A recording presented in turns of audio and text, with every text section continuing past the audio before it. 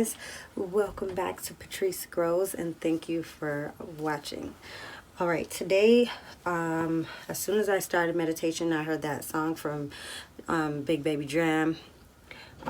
You are very special. So I'm guessing maybe some people are going through some times where that's something that they need to hear.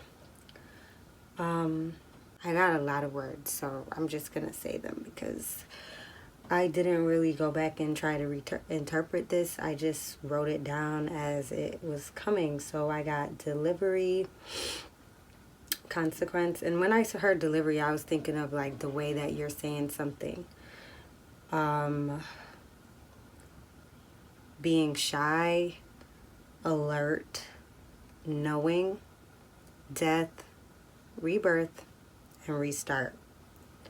So I just feel like there's a time and a place for everything. You know, when it's fall, then the leaves die and they fall. You know, in winter, you know, everything is dead. And then when spring comes, then everything's reborn again. In the summer, everybody's all alive and everything. You know what I mean? So like, there's a time for death and there's a time for rebirth. And I just wonder why we think that our bodies and our souls would be any different from that. In my previous videos, I've talked about moving forward and not being scared of change. And I'd like to talk to the point of a time for everything. You know what I mean? So like, although those videos spoke to some people, this video might be for some other people, or it might be for everyone, you know? There's parts of ourselves that die because they need to die. I love talking to people about growth. And when they say like, oh, I used to do that, or I used to say that, because it just is like, wow, I'm not even that person anymore. You know, and how do we get to that point? We get to that point from parts of ourselves dying that are no longer who we are, you know, and if parts of us don't die and fall away, then who will we be?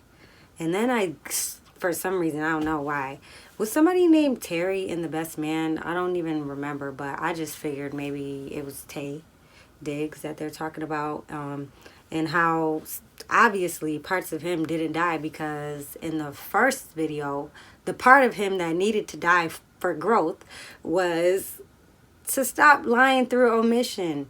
You know, sorry if you haven't seen the movie. If you haven't seen the movie, then you need to go see the movie, because it's just a movie that you need to see. In the sequel, he still was lying through omission, you know, being sneaky. And I think probably in the third one, hopefully, maybe he just let that part of himself die and he wasn't like that anymore. But that's what I got. When parts of ourselves die, then we mourn them sometimes, just like as if someone died in real life. We mourn the loss of that part of ourselves, and we may revisit those behaviors because we are human. Then I got the song See Both Chanel by Frank Ocean, where he's talking about seeing both sides like Chanel, and I just felt like that had to do with seeing both sides of death and rebirth.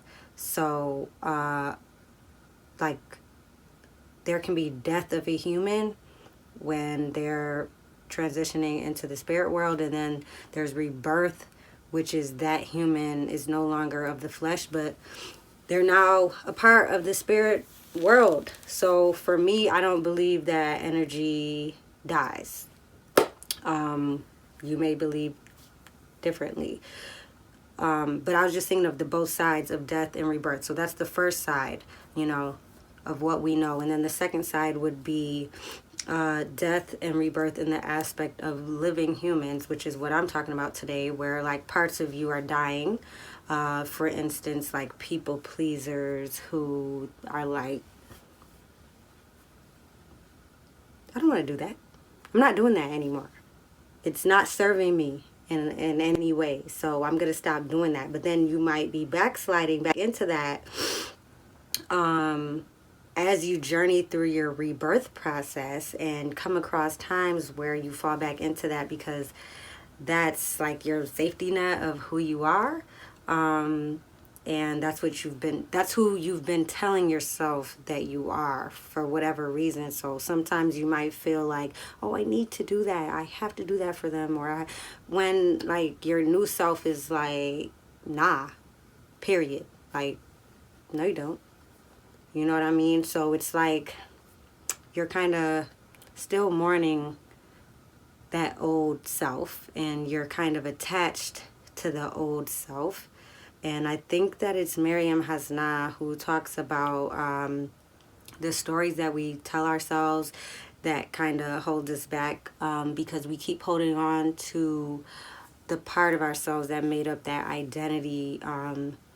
You know, we all have that inner child inside of us, so it might be something like when we're younger, something happened, and then we get older and we keep talking about, you know, that happened to me when I was younger, or this happened to me when I was younger. You know what I mean? Like, if people say that they need to do XYZ, like a lot of people say they have to watch TV to fall asleep. And I just always question, like, do you really though? Or are you just telling yourself that? That's what you've known forever, but I just feel like if you can decide that you're going to tell a different story, and you don't have to do that. And I don't know if it's also Eckhart Tolle who talked about that too. But that's the rebirth, and you have to mourn those old parts of yourself at that time. So it's kind of reminded me of like victim mode, where like for me, I used to tell my stories from victim mode. Like, this happened to me, they did this to me, I was called this, they treated me this way, and it's just like they, you're kind of putting the blame on everybody else, and you know, you're not really taking accountability. And that victim part of me died. Thank you. Amen. But there's always a time when, you know, that old girl tries to rise from the dead and show her ugly head, you know, because we're human, you know. So I like the belief that things didn't happen to you, but you experienced them. And once again, I don't know, I can't remember where I learned that from. That could have been Louise Hay or Eckhart Tolle too.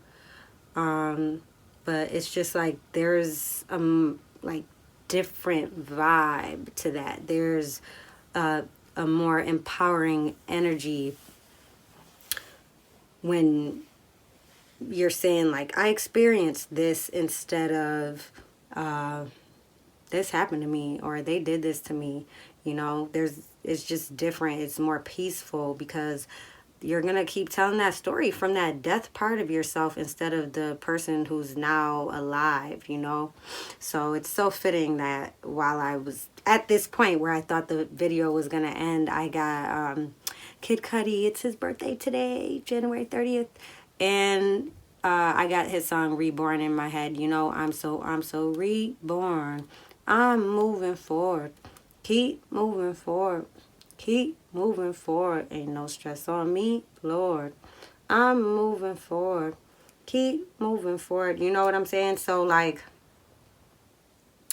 I just hope that some of that resonated with you guys. I decided to take notes this time. So sorry that I'm looking down, but I just wanted to see if I would like it better, because, you know, I'm trying.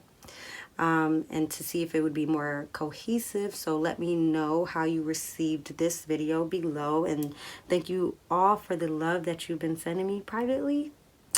I'm happy to be a conduit for the positive change in your lives, and I just hope that you keep moving forward. I thought that I was going to be done, but then I just kept going. So let me just make sure that this is still recording. Hold on.